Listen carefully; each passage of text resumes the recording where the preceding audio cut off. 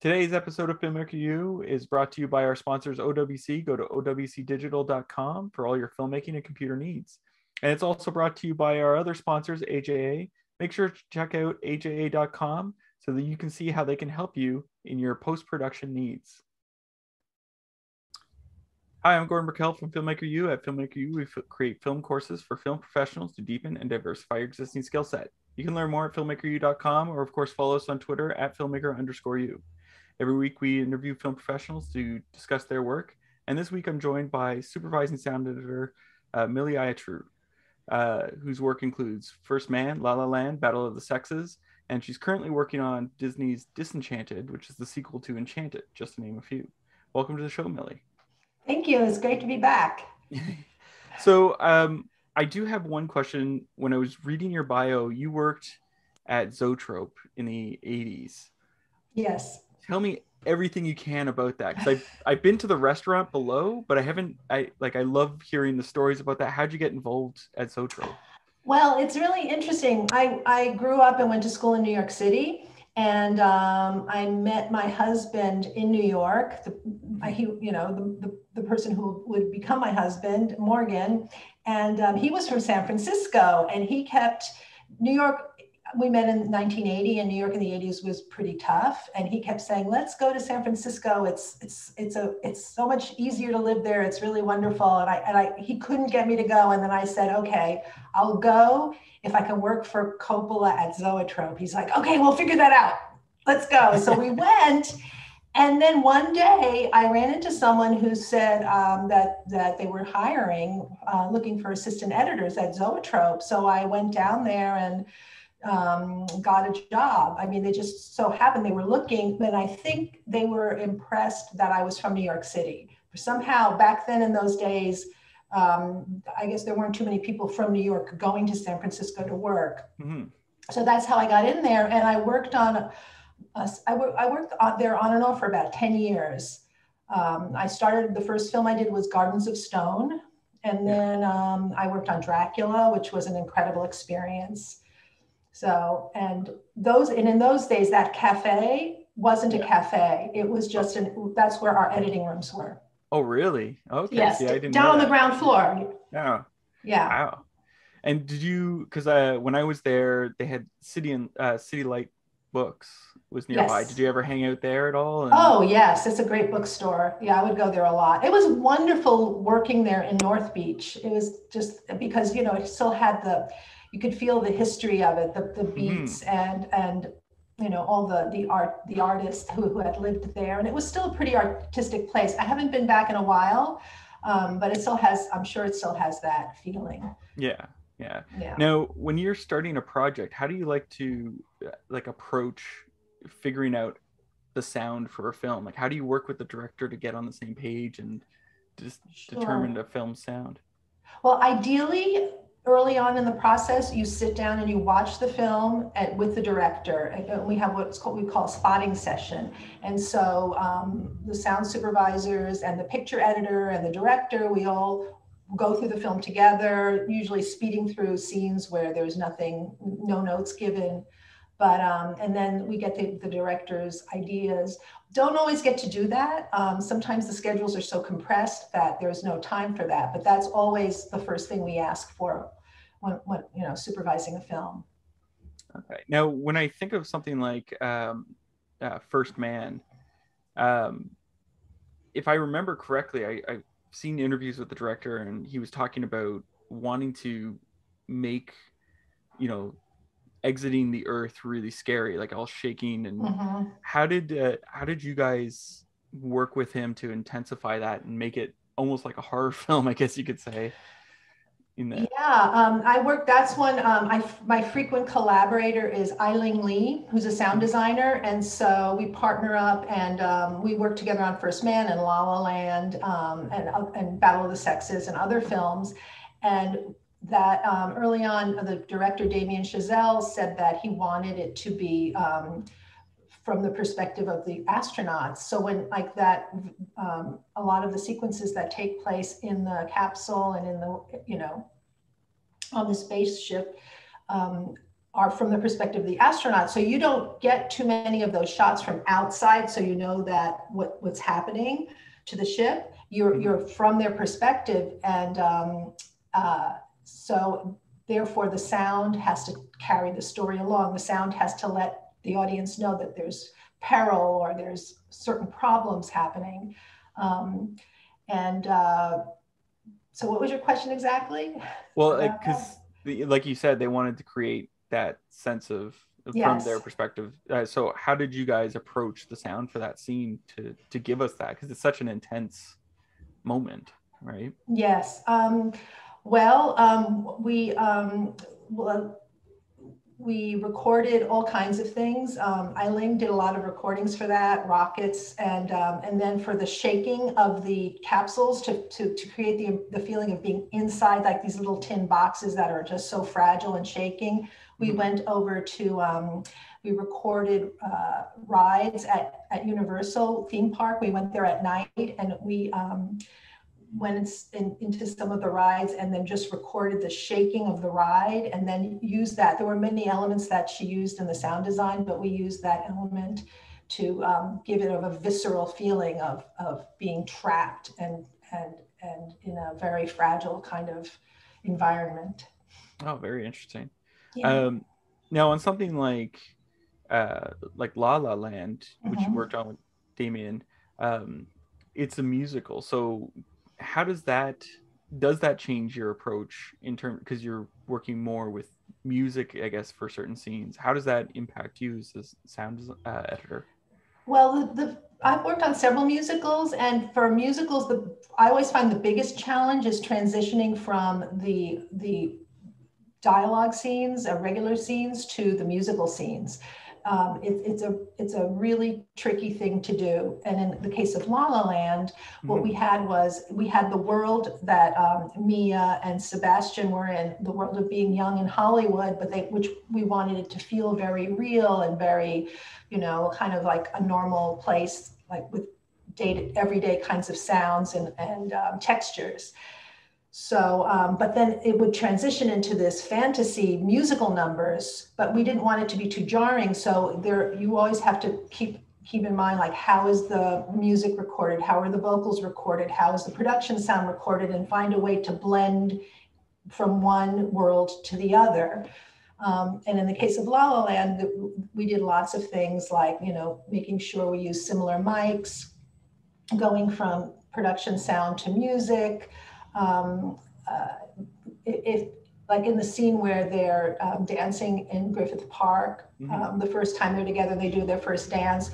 We let the production sound kind of trail out so that it segues into the music, so that you don't really feel it. So like such an abrupt change. Yeah, so that to me is always the challenge for musicals. What advice would you give? Because we have a lot of young aspiring film creators or filmmakers or sound designers. What advice would you give them at the start of their career if they're a filmmaker versus a sound designer or sound editor? Sure. I feel like that if possible, I always think it's really useful to go to a film school, because I went to CCNY. There was a really good film program at CCNY in the late 70s when I was there. And when you're in a film program, it allows you to try different things, and making a film from writing it to finishing it. And I found that while I was at film school, I loved post-production, that I just loved being in the cutting room at night. And because we were even able to like just stay there all night if we needed to. And so then after I finished school, I realized that's what I wanted to do. I wanted to work in post-production. I didn't enjoy production as much. So my advice to people always is figure out which part of the process you really enjoy, that you really you're kind of obsessed with and need to keep doing. And then if you can connect to that, then I feel like you will have some kind of success, because you'll just want to do it all the time. Interesting. What was it like transitioning from the analog world of magnetic tape to Pro Tools? Like what were some of the struggles that you encountered? How did it change your approach to sound? Sure. It was a challenge, especially since I grew up in a generation that I didn't grow up with a computer. There were no computers when I was growing up. I didn't get my first computer until I was in my, like, I don't know, my 30s, I think. So I had to learn. It was like learning a whole new language. But I was very aware at the time that how important it was. I could see very clearly that there was no going back. And once I kind of got over the initial challenge of just learning how to use a computer and just working with all these new applications, I realized it was actually easier working digitally than it was analog. You could work faster. There were more things you could do. Like I do a lot of dialogue editing, and where we have to clean up the dialogue, make it sound clearer, and get rid of noise. So much easier digitally. But it was fun. It was very tactile. It was fun working in film and magnetic tape. But I would hopefully never want to do that again. I think about, I've only done dialogue editing once, and it was like an exercise that someone was like, try, here, you can give it a shot. And that was digital, so that was a lot of work. What was it like analog? Oh, it was crazy. We like at film school, we worked in 16 millimeter film. And so we had little 16 millimeter moviolas. I don't know if you guys have ever seen moviolas. Yeah. And the film would always break and it would always get jammed. And so like, for example, if you wanted to have a fade out, like have a sound fade out, like in Pro Tools, it's really easy. You just, click and there's a fade out. With magnetic tape, we would have to get a Sharpie and draw the fade out and then like color in the part that you wanted to get rid of. And then you'd have to scrape with a razor blade. So you would, just like you see it on the Pro Tools, you see the fade out, you would scrape away the emulsion of the magnetic tape to create fade outs. And sometimes if there were high frequency sounds, you would get sandpaper and you would sandpaper. Oh, wow. Yeah, it was crazy. So I was like, which is funny because I remember working in like a post facility and there was still like a purist who was like, no, we got to stay with magnetic tape back in like the late 90s. And I was like, everyone else was like, no, it's good. We're good. Yeah. Well, there is a wonderful quality to the sound recorded on magnetic tape. But I think, and in the beginning, people were very, pointing out that the sound of digital wasn't as warm as analog sound. But I think over the years now, things have gotten better. All the equipment's gotten better. And recording techniques have gotten better. Yeah. So, well, and the technology's advanced so much that you could add the warmth back if you needed it, right? Like in the mix. Yes. That's so crazy. In your career, is there a particular scene that you're significant, you're just like really proud of how it turned out? Oh yeah, the one that I'm the most proud of is in First Man, when the astronauts finally get to the moon and Neil Armstrong emerges from the capsule and starts walking, and he has that famous the famous line that he delivers, one small step for man, one giant leap for mankind. We recorded Ryan Gosling doing that, and he did a really good job of doing it like Neil Armstrong. But I got word from Tom Cross, the picture editor, like, is there something you can do to make it sound even more like Neil Armstrong? So I spent a lot of time working on just that one sentence, and working with the original material, like stealing static and little glitches from the original and combining it with Neil Armstrong's voice, with Ryan Gosling's voice, and then pitching syllables to make it sound even more like what Neil Armstrong did, to the point where there were people who thought it was Neil Armstrong. So that was I was really proud of that I was able to trick people into making them believe that wasn't Neil Armstrong. It's so interesting because you have to you have to dirty up the sound, because like the technology was so, I don't want to say primitive because it was advanced at the time.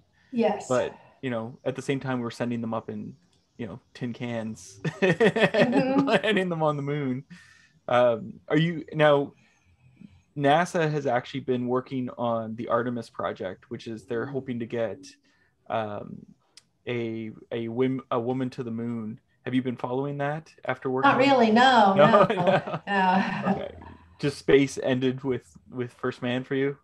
No, well, now every project there are new challenges to Yeah. research. So yeah, so I haven't really been following that. No. Well, how do you approach researching for sound for your Well, film? sometimes we'll get notes like for First Man, Damien Chazelle sent us out. We reached out to him and said, what are your influencers for this film? What should we be looking at? And he gave us a list of films, and it told us how he wanted the scenes on Earth to feel very much like a documentary and feel really grounded as opposed to being out in space. And then he often will give us films that he's looking at and to get inspired by. So for First Man, I looked at a lot of documentaries from the period, which is when I went to City College, that's how we were trained. One of our teacher in our junior and senior class was D.A. Pennebaker, Yeah. who, So it was really nice to go back to my roots in documentary, and even as the editing style for the scenes on Earth were very much inspired by how a documentary would sound. So how would you, for people watching, how do you define what a documentary sounds like? Because I think about I think about Primary and all those films back then, and they have a sound. Like it sounds drastically different from docs today. Yeah, well, the idea is yes, because docs today, it's so interesting. When I look at the credits for docs today, and you'll see things like they'll have actors in them, they'll have, they do a lot of recreations, some of which are obvious and others which are done so seamlessly you can't tell that they're recreations, and they'll use Foley and things like that. I think docs in those days, the sound was pretty much what you got from, what was recorded on the day. And so that's the goal for me. When I want it to sound like a documentary, I want it to sound, the sound shouldn't ever call attention to itself. It should kind of really just feel real, like this is what they recorded on the day, even if it isn't, even if we have to go back and then cheat some things. The goal is to make it sound like that. So, and a lot of films I work on, even if it's not a documentary, even if it's, a fiction film, like Wild was a film I worked on also with Eileen Lee. Jean-Marc Vallée wanted it to sound like a documentary. He wanted when he would have quick cuts showing how like she would put up a tent and kind of jump cuts. He wanted the sound to really, you really hear the jump cut and not smooth, from one shot to the next, not put little fades, just really have, blunt cuts. Interesting. Is there a genre or style of film or director that you haven't been able to work on or work with that you want to at this point in your career? That's a good question.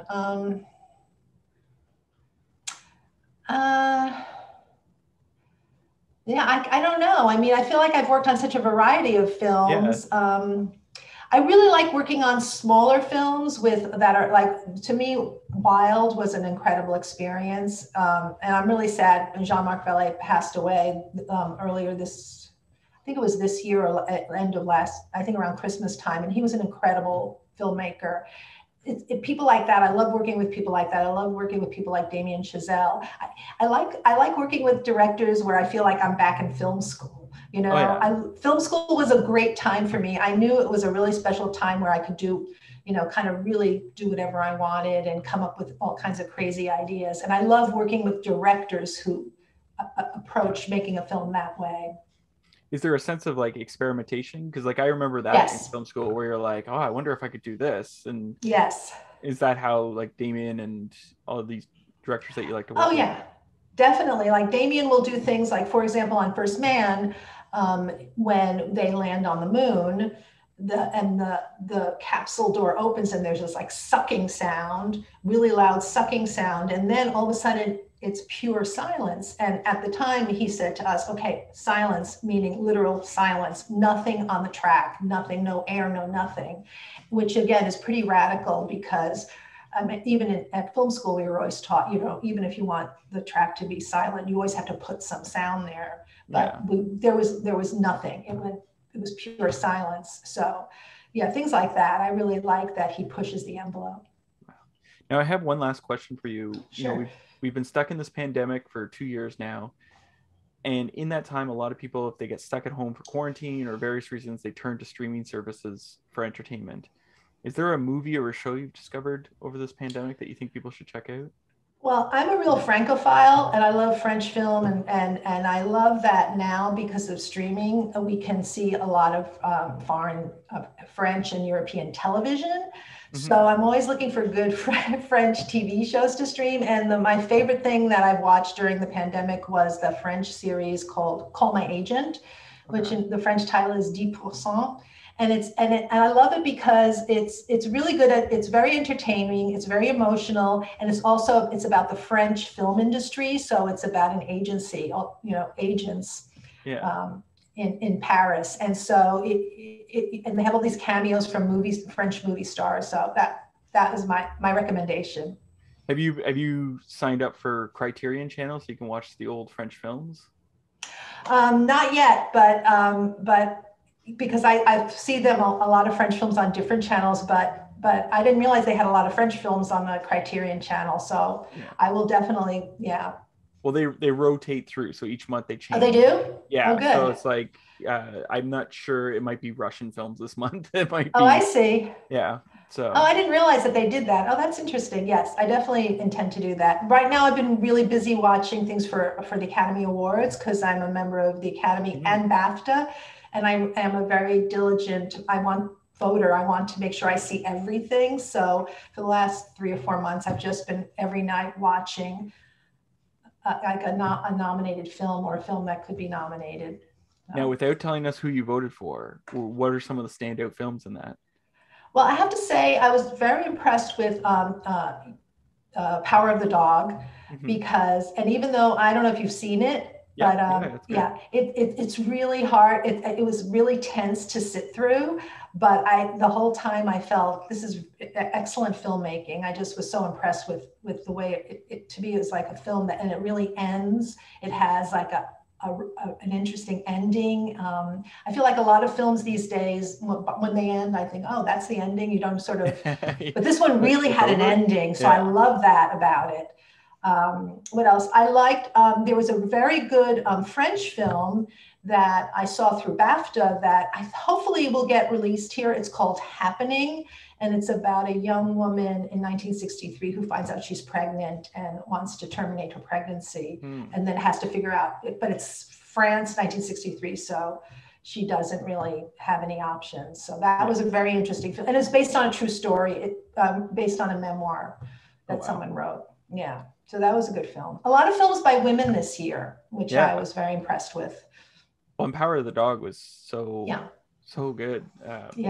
Jane did such a great job on it, and it's interesting because it was so like the thing that was preventing me from watching it was everyone was like, oh, it's really slow, and then when I watched it and I'm like, I didn't feel slow to me. Like I felt, because you're so engrossed with the characters exactly that you sort of are following their story, like, oh, don't go hang out with him now. Exactly. That's what I mean. The whole time I was so tense. I was like he's been an asshole to you for the last hour. Don't do it. Well, thank you so much for letting me interview you today. Oh, you're welcome. It was my pleasure. And of course, thanks for watching. And you can check out all our courses at filmmakeru.com, or you can follow us on Twitter at filmmaker_u. I'm Gordon Burkell. Thanks for watching. Today's episode of Filmmaker U is brought to you by our sponsors, OWC. Go to owcdigital.com for all your filmmaking and computer needs. And it's also brought to you by our other sponsors, AJA. Make sure to check out aja.com so that you can see how they can help you in your post-production needs.